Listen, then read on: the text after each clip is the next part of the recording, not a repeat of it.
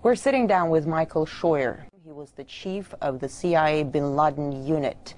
Washington's enemy is an enemy that doesn't exist. We're fighting an Islamic enemy that Washington believes is out to kill us because we have elections, because we're free, because we have women in the workplace. It's an enemy that doesn't exist. It didn't exist when bin Laden was alive. It doesn't exist now.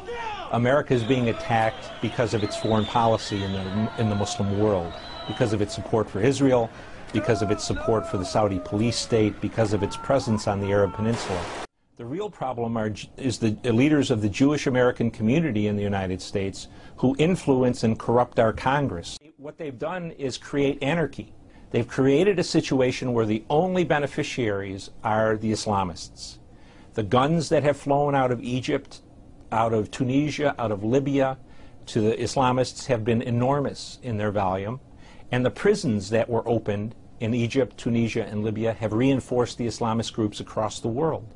So their mindless pursuit of secular democracy, at the end of the day, endangers the stability of the region and probably the whole world. I don't know what the thinking is, except that they have come down on the belief that democracy is better for everybody.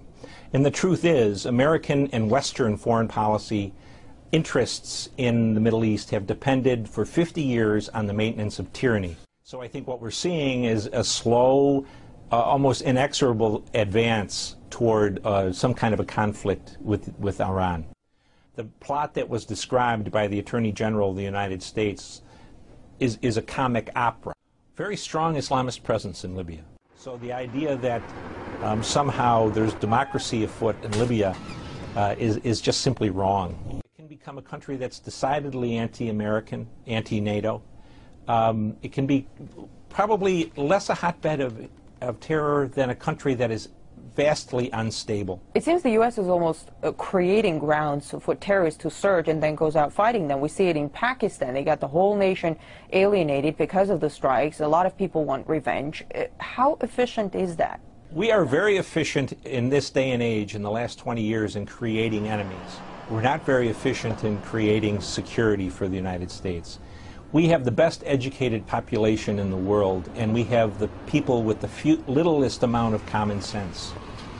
How many times have we heard Mr. Clinton, Mr. Bush, Mr. Obama say, this has nothing to do with religion, this is not a religious war, this is a bunch of people who are just madmen. We are definitely fighting a religious war. And until we come to realize that, we are never going to be able to defeat it. In fact, we're encouraging the growth of a new generation of people who are going to fight us. It just demonstrates again the ignorance of the United States government in terms of its political leadership about what our problem is in the Muslim world. The key point of formation for Al-Qaeda was the presence of U.S. military forces on the Arabian Peninsula. 15 years after they declared war on us, we're now going to take people out of Iraq and put them in Kuwait and Bahrain and Saudi Arabia, reinforcing our presence on the Arab Peninsula, only going to cause us more foes and more enemies in the Islamic world.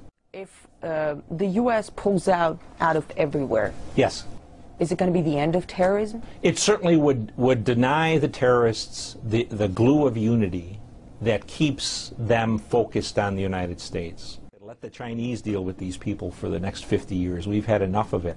But I think the point is the Americans can't get out. We're dependent on the Saudis to maintain our interests in the world oil market, and the Saudis buy, next to the Chinese, more of our debt than anyone else. So as long as we're side by side with the Saudis and with the Israelis, we're stuck in the Middle East, and America will continue to bleed.